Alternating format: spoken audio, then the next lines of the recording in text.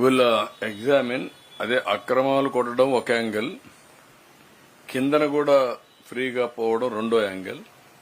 ఇక్కడ కొల్లేరు వరకు ఈ నీళ్లు వెళ్ళడం, కొల్లేరులో ఎప్పుడైతే ఫుల్ గా వాటర్ వస్తుందో అక్కడి నుంచి బ్యాక్ వస్తుంది. అక్కడి నుంచి ఏదైతే అవుట్లెట్ ఉందో కిందన సముద్రంలో కూడా పోవాలి. అది కూడా చెప్పాం. అది కూడా ఇద్దరు కలెక్టర్స్ కోఆర్డినేట్ చేసుకొని చేస్తున్నారు. ఒకవేళ మీరు చెప్పింది కరెక్ట్ అయితే ఏ మాత్రం వెనక్కి పోం. ఇక్కడ కూడా క్లియర్ గా చెప్తున్నా, మళ్లీ విజయవాడలో ఇలాంటి వరదలు పునరావృతం కాకుండా గట్టిగా చర్యలు తీసుకుంటాం. బుడమేరు ఆపరేషన్ స్టార్ట్ అవుతుంది.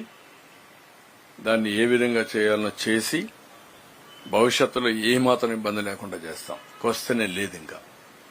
ఇంకా ఇది మంచి పద్ధతి కాదు. 2,03,000 కుటుంబాలు, ఎంటైర్ గవర్నమెంట్ ఇక్కడే కూర్చొని వాళ్ళకి జరిగిన నష్టం బాధపడుతూ ఇంత అవస్థపడాల్సిన పని లేదు. కొంతమంది స్వార్థపరుల కోసం ఇన్ని త్యాగాలు ప్రజలు ప్రభుత్వం చేయవలసిన అవసరం లేదు. ఇది tax payers money and also వాళ్ళ లైఫ్ లాంగ్ ఎర్నింగ్స్, జీవిత కాలంలో కూడగట్టుకున్న డబ్బులన్నీ పోయే పరిస్థితి వచ్చింది. అనాథులైపోయే పరిస్థితి వచ్చింది.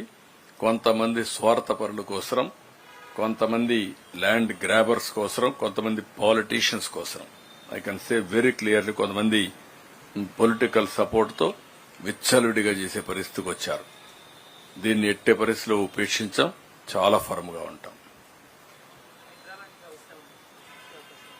పటిష్టమైన చట్టం ఉంటుంది. చాలా క్లియర్ గా ఉంటాం.